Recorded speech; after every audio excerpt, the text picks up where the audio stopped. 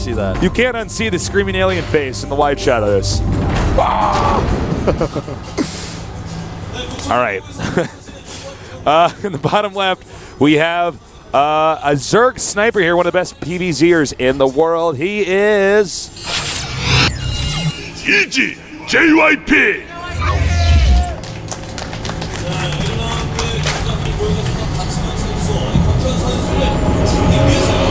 An evil genius. Indeed. In the upper right, winning 2 games in a row. Can he keep this ball rolling? Defending that insane rush earlier. He is MVP Sniper!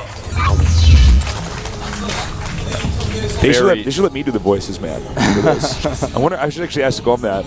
Yeah. Like I'm not in Team League. I'll just read the voices. That would be pretty cool. I would enjoy to listen to it every time, man. Yeah. I'm actually already getting excited because I bet they'll let me do that, man. I got some clout in this company. Yeah,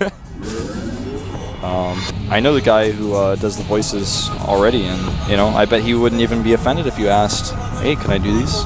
I'm gonna do it. Do it, man. Are we using an outsourced voice actor, or are we using a... Oh, it's one of the casters right now, but they do sometimes use the voice actors for the Korean StarCraft, depending on the season. Let's do it, man. I just like dawned on me, man. I used to do voice acting, Wolf. Yeah. Time for young Tasteless to come back. I did very little, but you've got a lot of experience. Well, we can see the probe forces the pool out already, and we're gonna see Nexus first. Again, for JYP, we saw Crank do it as well.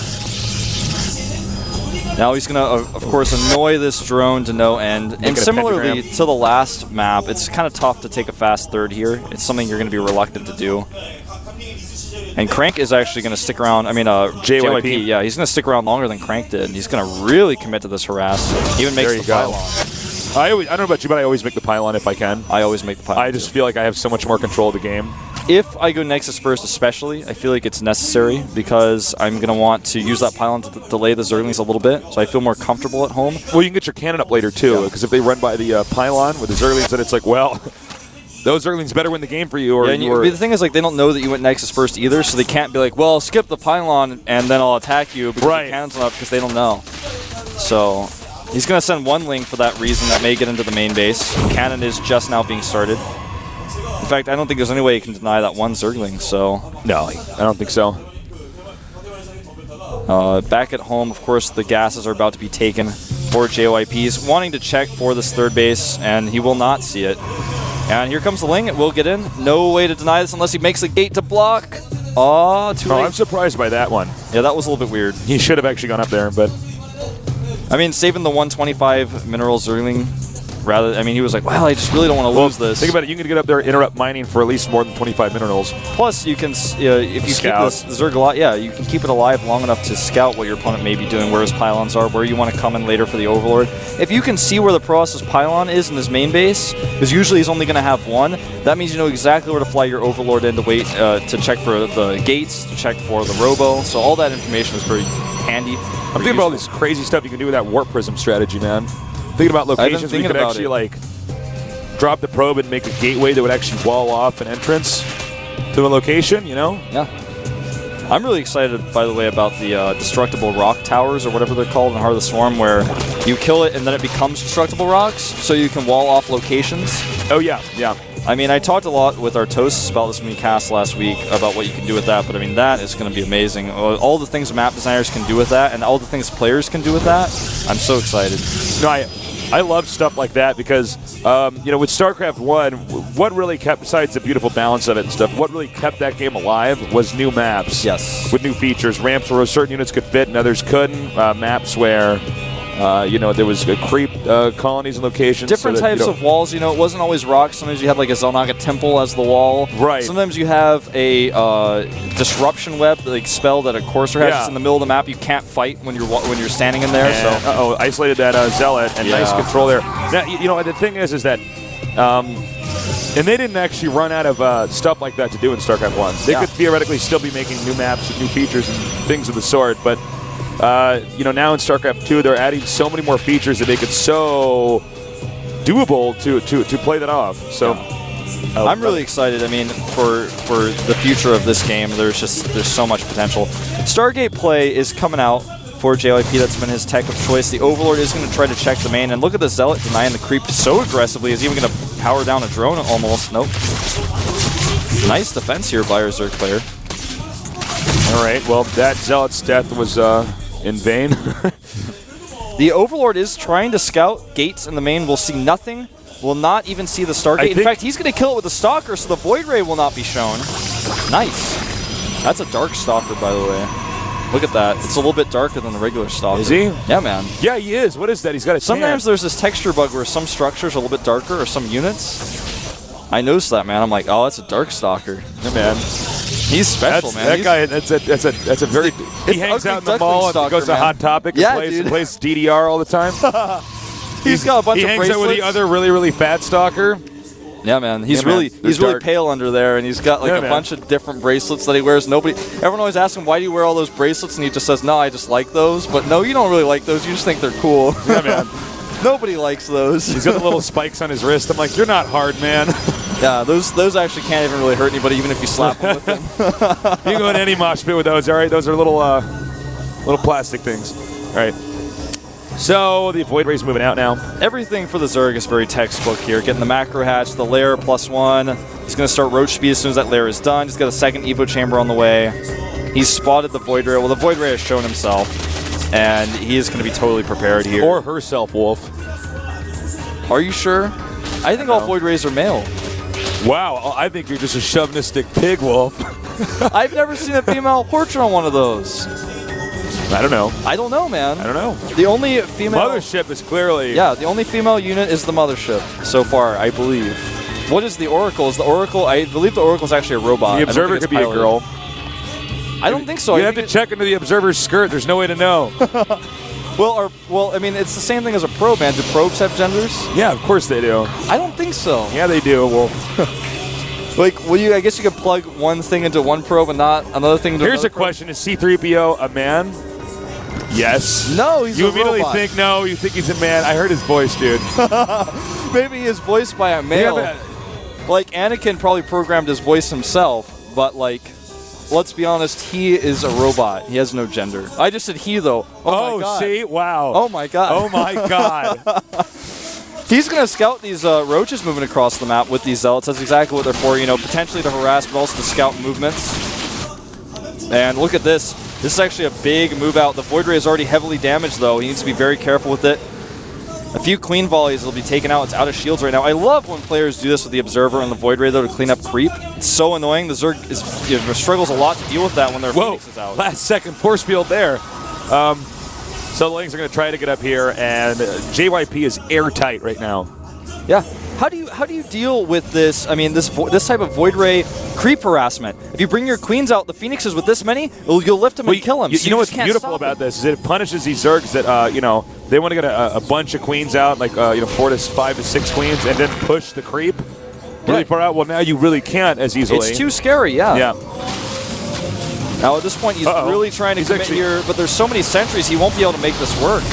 He forces one of the cannons down there, but at this point, he can start using the lifts on the Phoenixes to kill drones if he wants. And he's just cleaned up every tumor, except the 2 on the left side, which he will kill on his way out if he's smart. And here we go. Although he's missed the timing, though. The fungals are out.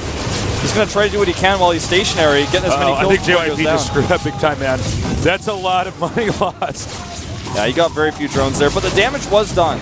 The damage was done. He cleaned up the creep. Look at the map. He's got no creep on the map. These last 2 tumors, like I said, they will be cleaned up. He's going to target those down. Actually pushed the creep back. A lot of times we see people just kill the creep, but he's going to get a fuck up. I don't even know why he's trying to escape here with the Void Ray. Should have gotten that last tumor, but I guess he won't. All right. Nope. Everyone except that one. Sometimes when I see the Infestors throw an Infested Terran, it looks like they're serving a volleyball. Yeah. You know what I mean? Yeah. Oh, man.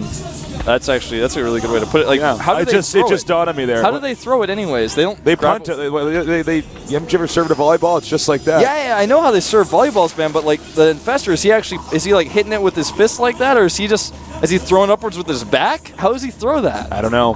That's a good question. We got to get to the bottom of this. Yeah, these are the kind of questions. I got to get Dustin Browder on speed dial and get him to answer this. If anyone has an opinion on this, you should tweet it at me at ProxyWolf. Tweet it, call me tasteless. Tell us how you guys think Infestors throw Infested Terrans. I want creative answers too, guys. I want another thing to be tweeted. How do Mutalisks fly in space? That's a good question. That's a really good question. Or how do Terran buildings burn in space with the lack of oxygen? Wow. All right.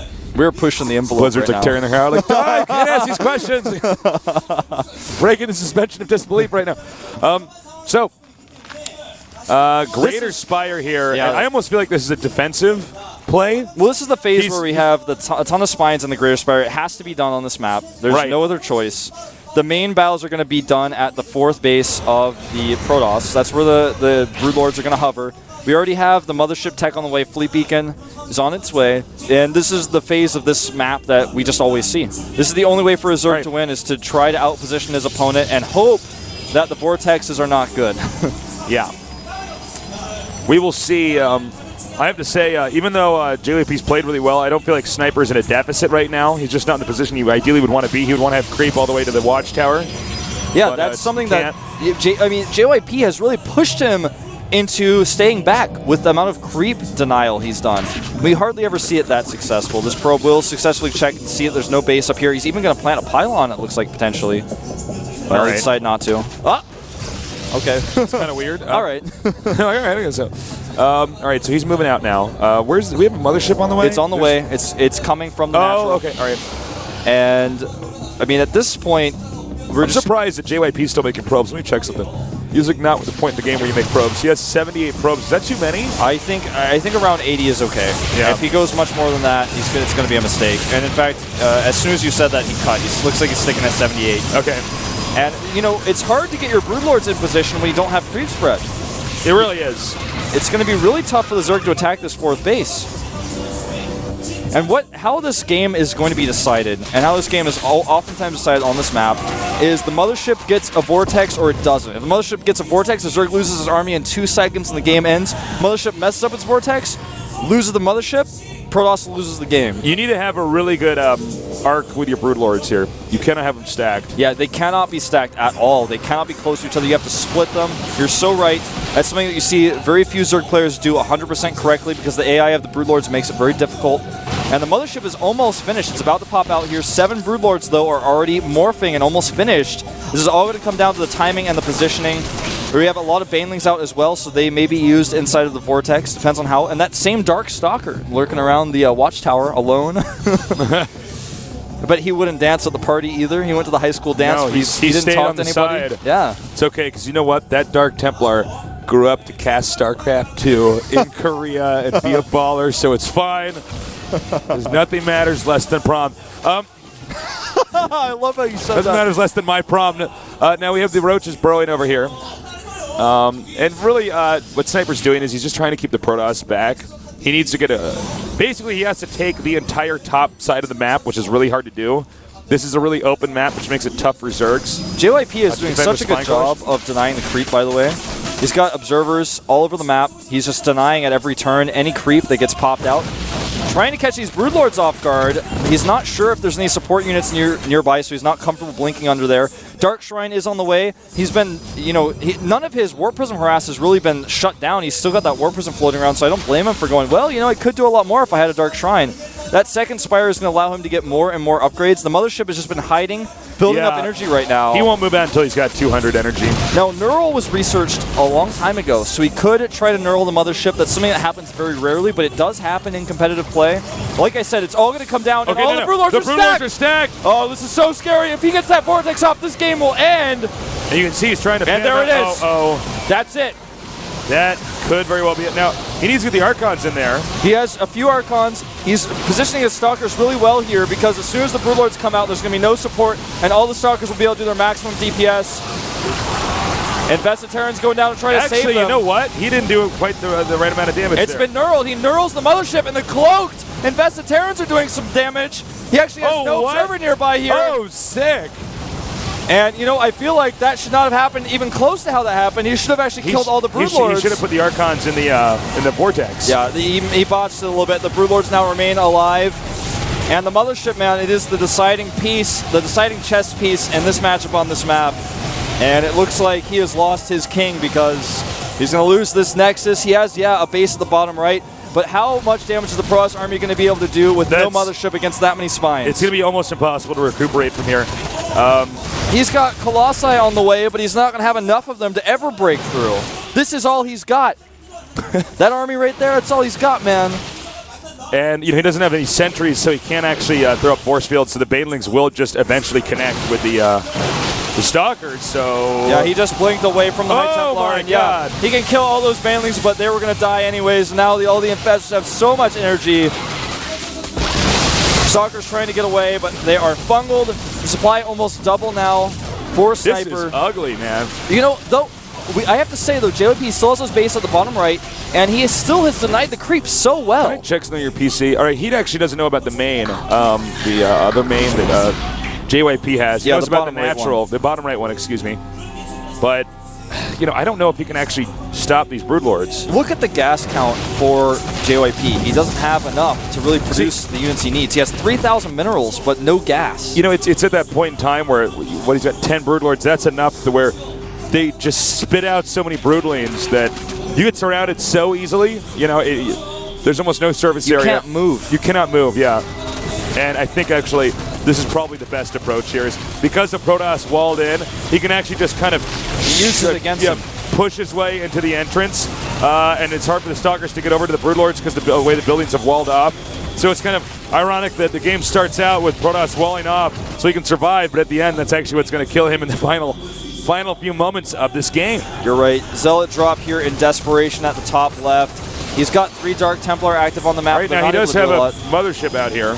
Not enough energy, though, to make it really worthwhile. He's only mining gas, really, at the bottom right base, which is what he needs. And the Zerg has still neglected that. The DTs are running into the main base now. They may be able to target down the Hive. We need to get a shot of the main here. I don't know if we're going to get it. I think we might actually not, but yeah, I just don't think he can actually get down from there. What is the energy on the Mothership? It's at this point, it's about 70, I believe. 71. 71, and okay. He's going for Spore Crawlers in the main so he can make sure that his DTs are undetected. But that's insignificant compared to the firepower here of these Broodlords. GG. Wow. And that makes a triple kill for Sniper, taking out 3 players.